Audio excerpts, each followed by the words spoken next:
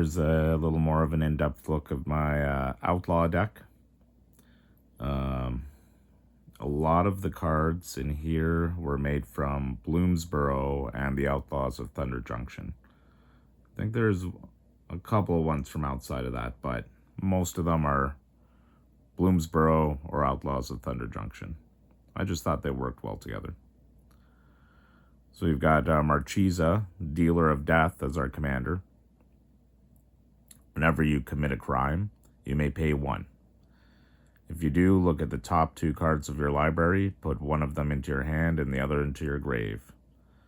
So you got some card draw there. You feed into the grave a little bit as well, whether on purpose or not. And yeah, committing a crime is targeting your opponent's stuff or your opponent with abilities and casting spells and whatnot. So we got a few of those things in here. It'll help us draw cards. She just kind of helps out with that and to find cards.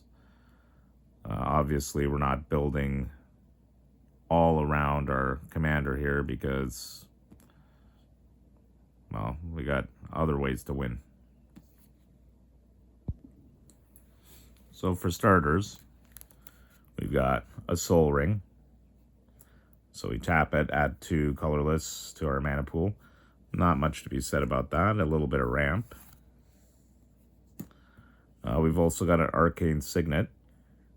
So you can tap it for 1 mana of any color in our commander's color identity. We've also got the Luxurious Locomotive. Whenever it attacks, we create a treasure token for each creature that crewed it this turn. So we can tap a few creatures to crew it. It's only crew 1. You can only activate only once each turn. But we can activate any number or tap any number of creatures we control with total power of 1 or more, and then it becomes an artifact creature till end of turn. So we can tap a bunch of creatures. We will be making 1/1 red mercenaries. We can use those to crew this vehicle and make a bunch of treasure tokens that way. We've also got Gossip's Talent. And this is an enchantment class. So whenever a creature we control enters, we're going to survey 1. Just to take a peek at our top card. We could throw it in our grave if we wanted to. We could pay 1 and a blue for level 2. Whenever we attack, target attacking creature with power 3 or less can't be blocked this turn. So there are lots of creatures with power 3 or less in this. And at level 3, we could pay 3 and a blue, and whenever a creature we control deals combat damage to a player, we can exile it, then return it to the battlefield under our control. There aren't as many of those creatures that like blink effects. There are some, though. We've got the Dark Star Augur. It's got Offspring 1 black. So if we pay that, we can create a copy of it, except it's a 1/1, or the copy is a 1/1. It's got flying. At the beginning of our upkeep, we reveal the top card of our library and put that card into our hand, and we're going to lose life equal to its mana value. A little bit of payment to draw. We got Malcolm the Eyes. It's got flying haste, and whenever you cast your second spell each turn, we investigate. So making some tokens we can sacrifice to draw cards. We got Shoreline Looter. Shoreline Looter can't be blocked. And whenever Shoreline Looter deals combat damage to a player, we're going to draw a card and then discard a card unless 7 or more cards are in our grave. We've also got Heirloom Epic. For 4, pay 4 and tap it. We could draw a card. For each mana in this ability's activation cost, we can tap an untapped creature we control rather than pay the mana. So, once again, we can use those 1/1 mercenaries, tap them to pay for the 4. We've got Season of the Bold. So we're going to pay 3 and 2 red. We're going to choose up to 5 paw worth of modes. You may choose the same mode more than once. So for 1 paw, we get to create a top treasure token.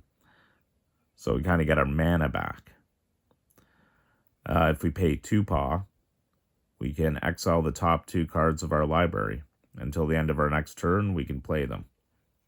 And if we pay 3 paw, until the end of our next turn, whenever we cast a spell, Season of the Bold deals 2 damage to up to 1 target creature.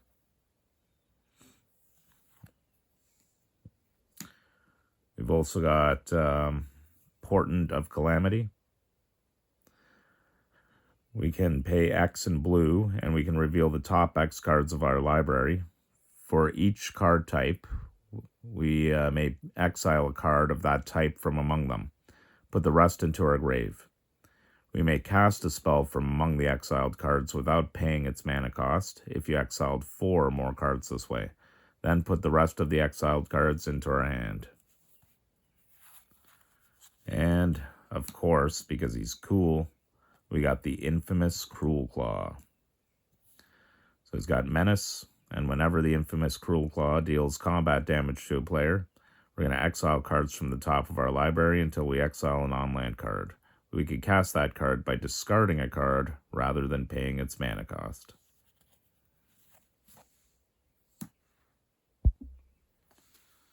So there are some cards feeding into our grave here. We're going to come to that later. We do have some token generations. It's on some other cards as well. We've already seen in one that does investigate. We've got ways of making these red mercenaries. They are on a couple of other cards. These are the main ones, though. Whenever we cast our second spell each turn, we're going to create a 1/1 red mercenary creature token with, you can tap it, and target creature you control gets +1/+0 till end of turn. It's also got plot 2 and red. So we can pay 2 and a red and exile this card from our hand and cast it as a sorcery on a later turn without paying its mana cost. We've also got Hellspur Posse Boss. Other outlaws you control have haste. Outlaws are, I guess I should have said that at the beginning, they're assassins, mercenaries, pirates, rogues, and warlocks. When Hellspur Posse Boss enters the battlefield, create 2 1/1 red mercenary creature tokens with tap them, and they'll give +1/+0 till end of turn to target creature. We've got At Night Point. As long as it's your turn, outlaws you control have first strike. Whenever you commit a crime, create a 1/1 red mercenary creature token with that ability again. And we've got Ferocification. So it's an enchantment at the beginning of combat on our turn. This doesn't create a 1/1, but it does give all these mercenaries can be used for other things, but at their very generic way, you can tap them to give that +1/+0 buff. So that's kind of what this does here. At the beginning of combat on our turn, we get to choose one. Target creature you control gets +2/+0 till end of turn, or target creature you control gains menace and haste till end of turn. So you got options there. You either buff them with power, or you buff them with menace and haste. Here we got some removal. We got Slip Out the Back for a blue, very cheap. Put a +1/+1 counter on target creature, it phases out. So you could use this to protect your creature. I have used it to remove a creature from attacking me.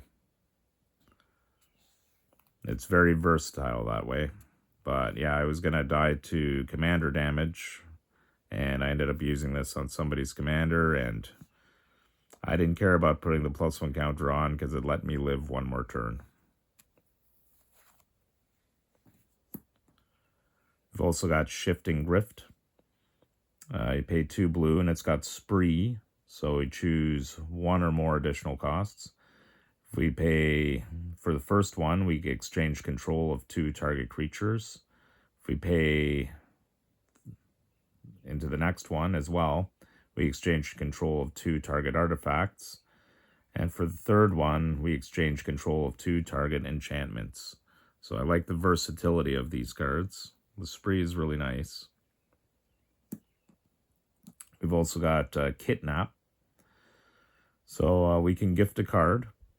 We're going to enchant creature. When it enters, we're going to tap enchanted creature. If a gift wasn't promised, we're going to put 3 stun counters on it. You control enchanted creature. So it all depends if it's something that you want to steal and use right away, or if you're just stealing it to keep it from attacking you. We've got Metamorphic Blast. It's got Spree as well. So for the first part of the Spree, until end of turn, target creature becomes a white rabbit with base power and toughness of 0/1. And we've also got target player draws 2 cards. We've got the Azure Beastbinder. It's got Vigilance. It can't be blocked by creatures with power 2 or greater. And whenever it attacks, up to 1 target artifact, creature, or planeswalker an opponent controls loses all abilities until your next turn. If it's a creature, it also has base power and toughness of 2/2 till your next turn. We've got Explosive Derailment. It's got Spree as well. It's going to deal 4 damage to target creature. Or we can destroy target artifact. We've got a Gate Assault. So we're going to choose one. It deals 4 damage to target creature, and if that creature would die, we're going to exile it. Or we can exile target artifact. We've also got Run Away Together.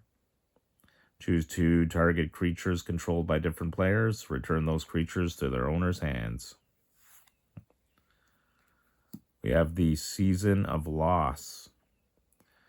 So this is another one where you choose up to 5 paw worth of modes, and you may choose the same mode more than once.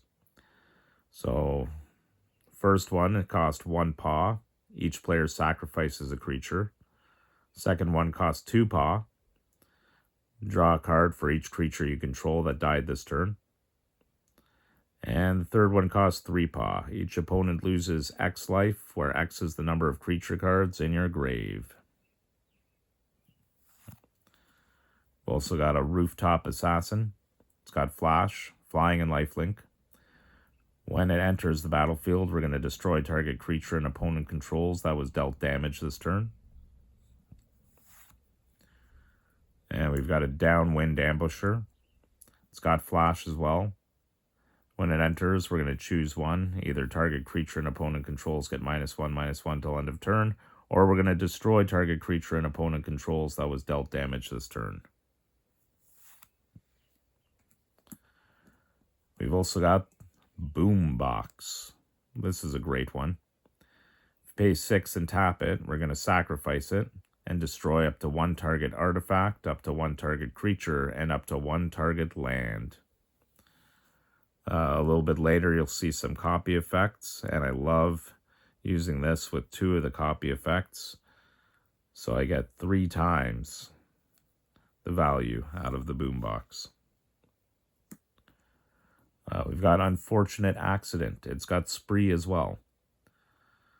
So the first one lets you destroy target creature. The second one lets you create a 1/1 red mercenary creature token with that ability that gives +1/+0. We've got Shoot the Sheriff. So we get destroy target non-outlaw creature. We've got Fell, where we just destroy target creature. And we've got Consumed by Greed. We can gift a card. So target opponent sacrifices a creature with the greatest power among creatures they control. If a gift was promised, we return target creature card from our graveyard to our hand.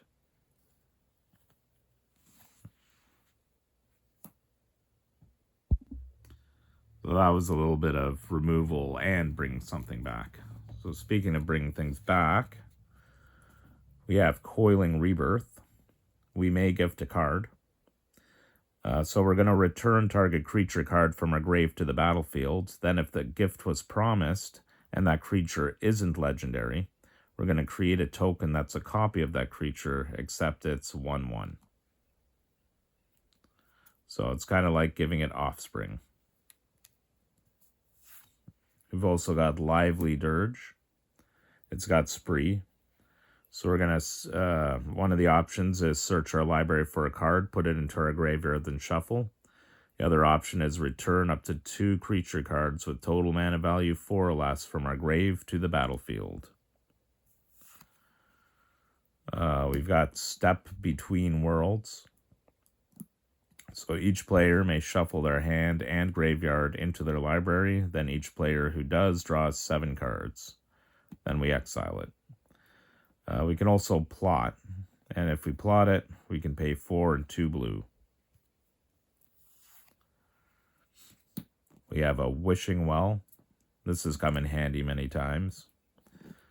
If we tap it, we can put a coin counter on Wishing Well. When we do, we can cast a target instant or sorcery card with a mana value equal to the number of coin counters on Wishing Well from our grave without paying its mana cost. If the spell would be put into your grave, exile it instead. So sometimes, though, depending on what spells you want to bring back, you might have to foresee it and start tapping this early so that you can bring out that particular spell or a couple of spells that you want to bring out, just to get those coin counters on it. But we also have Festival of Embers. During our turn, we can cast instant and sorcery spells from our grave by paying 1 life in addition to their other costs. So another way to cast things, especially if you weren't able to cast them and you were putting them in your grave to begin with. If a card or token would be put into our grave from anywhere, we're going to exile it. But we could pay 1 in a red to sacrifice the Festival of Embers. So if we don't need it anymore, or we don't want our things exiled, we can get rid of it. So here's some copying things. We've got Mirror Box. The legend rule doesn't apply to permanents we control. Each legendary creature we control gets +1/+1. Each non-token creature we control gets +1/+1 for each other creature we control with the same name as that creature. So basically, we don't have to worry about the legend rule. We've got Return the Favor. So here's a copy one. It's got Spree. So we can copy target instant spell, sorcery spell, activated ability, or triggered ability. We can choose new targets for the copy. Or we can change the target of target spell or ability with a single target. And Alanya, Divergent Storm. So these two I like using with the Boombox, because then I get to use the Boombox's ability 3 times. So Alanya, whenever you cast a spell, if it's the first instant spell, the first sorcery spell, or the first otter spell other than her that you've cast this turn, you can have target opponent draw a card, and if you do, copy the spell. Choose new targets for the copy, if you want. You may choose new targets. So I usually have her out, cast Return the Favor, while I use the ability of the Boombox. Then we get to blow up lots of stuff. We've got Breaches, the Blast Maker. It's got Menace. Whenever you cast your second spell each turn, you may sacrifice an artifact. If you do, flip a coin. When you win the flip, copy the spell. You may choose new targets for the copy. If you lose the flip, Breaches deals damage equal to that spell's mana value to any target. So it's kind of a win-win there. We got Lazav, Familiar Stranger. Whenever you commit a crime, put a +1 counter on him. Then you may exile a card from a graveyard. If a creature card was exiled this way, you can have him become a copy of that card till end of turn. But the ability only triggers once each turn. Also got Blade of Shared Souls. So it's got 4 Meridian. When this equipment enters the battlefield, create a 2/2 red rebel creature token, then attach this to it. But whenever Blade of Shared Souls becomes attached to a creature, for as long as Blade of Shared Souls remains attached to it, you may have that creature become a copy of another target creature you control. We've also got the Visage Bandit. You can have it enter the battlefield as a copy of a creature you control, except it's a shapeshifter rogue in addition to its other types. You can also plot 2 in a blue, cast it later. We've got Mockingbird, X in a blue. It's got flying. You may have Mockingbird enter as a copy of any creature on the battlefield with a mana value less than or equal to the amount of mana spent to cast Mockingbird, except it's a bird in addition to its other types and has flying. We've also got Calamity, Galloping Inferno. So it's got haste, and when it attacks while saddled, choose a non-legendary creature that's saddled at this turn and create a tapped and attacking token that's a copy of it. Sacrifice that token at the beginning of the next end step. Repeat this process once. It's got saddle 1. So making copies like that, and same with the Mockingbird and everything, it's nice to have that mirror box because we do have lots of legendary creatures as well. That would be nice to copy. We've also got Double Down. Whenever we cast an outlaw spell, and I think almost everybody in here is an outlaw, we get to copy that spell. So, copies of our outlaws. So next up, we have Obeka, Splitter of Seconds. Now, right off the bat, I'm going to tell you, Obeka is a red herring. She doesn't do much in this deck at all. I think she's really cool. That's why I put her in here. And we've got a couple of cards that she can play with. But if somebody thinks she's going to be an issue, unless I have those couple of cards out, she's just a red herring. So she's got Menace. And when Obeka, Splitter of Seconds, deals combat damage to a player, we get that many additional upkeep steps after this phase. So we don't really have much in that way in here, but the cards we do have, there are 3 cards. So unless we have those out, she's not really doing too much at all. It's a fake out. But those cards are Court of Vantress. When it enters the battlefield, we become the Monarch. Yay, card draw. At the beginning of our upkeep, choose up to 1 target enchantment or artifact. If you're the Monarch, you may create a token that's a copy of it. If you're not the Monarch, you may have Court of Vantress become a copy of it, except it has this ability. So you could create copies of other things. Once again, I like copying things. Got Extravagant Replication. At the beginning of your upkeep, create a token that's a copy of another target non-land permanent you control. Once again, copying things, because I like doing that. And just for the heck of it, Armageddon Clock. During our upkeep, we're going to put 1 Doom counter on Armageddon Clock. At the end of your upkeep, Armageddon Clock deals X damage to each player, where X is the number of Doom counters on Armageddon Clock. During any upkeep, any player may pay 4 to remove a Doom counter from Armageddon Clock. But I just think it's really funny bringing out Armageddon Clock and then using Obeka to scare the crap out of people.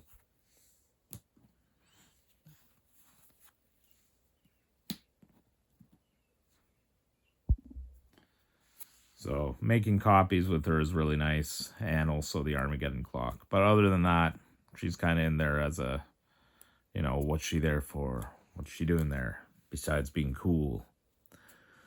We've got Steam Path Charger. It's got Offspring too. So again, we're going to create a copy. That's a 1/1. When this creature dies, it deals 1 damage to target player. We've also got the Hearthborn Battler. It's got haste, and whenever a player casts their second spell each turn, it's going to deal 2 damage to target opponent. So this just kind of helps, like, hurt opponents while you maybe have your Armageddon clock out. You got the Dead-Eyed Duelist. It's got reach. If we pay 1 and tap it, it's going to deal 1 damage to target opponent. Another nice thing about all this damage to target opponents is it's a crime, so you'll be committing crimes. We've got Vile Smasher, Gleeful Grenader. Whenever another outlaw enters the battlefield under your control, it's going to deal 1 damage to target opponent. We've also got Wick, the World Mind. So we do have a few rats in here. Whenever Wick or another rat you control enters, create a 1/1 black snail creature token if you don't control a snail.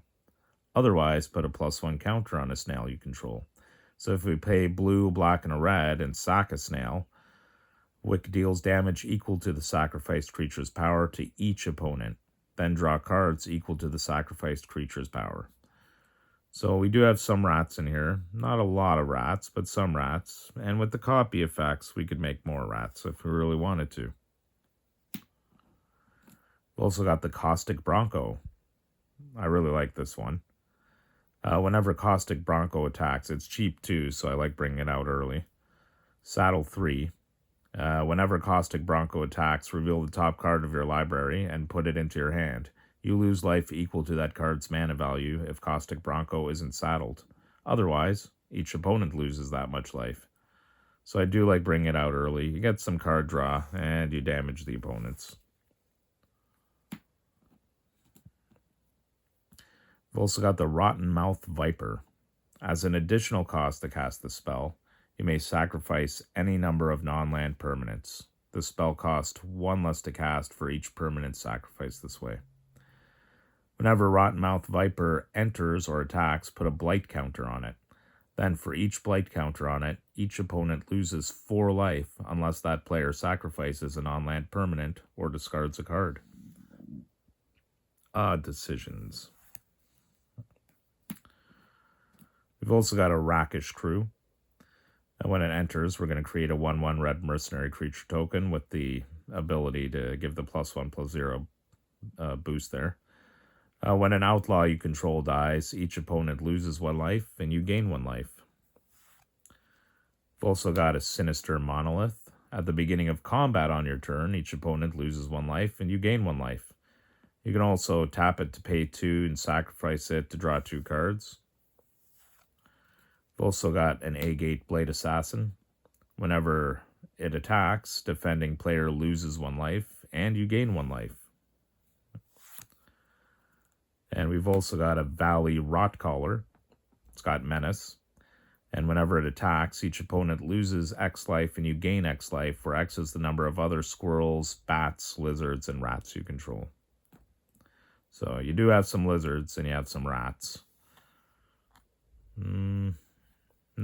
I think you got bat, but not much for the squirrels. Speaking of bats, there's one. We got a Starscape Cleric. It's got Offspring. It's 2 and a black. It's got Flying. This creature can't block. And whenever you gain life, each opponent loses 1 life. So we got ping damage going on everywhere there. And for the final cards in here, we've got Totentaz, Swarm Piper. So I just thought he was pretty cool. When him or another non-token creature you control dies, we're going to create a 1/1 black rat creature token with this creature can't block.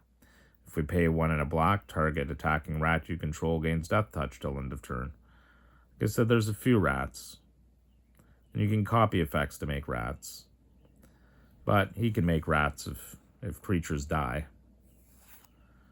We've also got Vren the Relentless.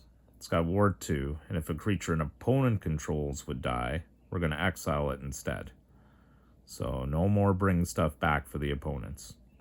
At the beginning of each end step, we're going to create X 1/1 black rat creature tokens with this creature gets +1/+1 for each other rat you control. So this just reminds me of the old Plague Rats I used to play quite a bit.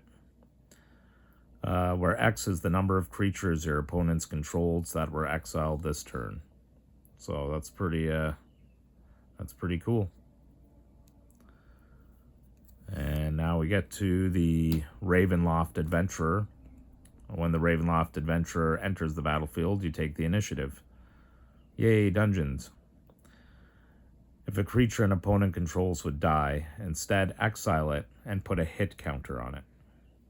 Oh, that's cool. Whenever Ravenloft Adventurer attacks, if you've completed a dungeon, defending player loses 1 life for each card they own in exile with a hit counter on it.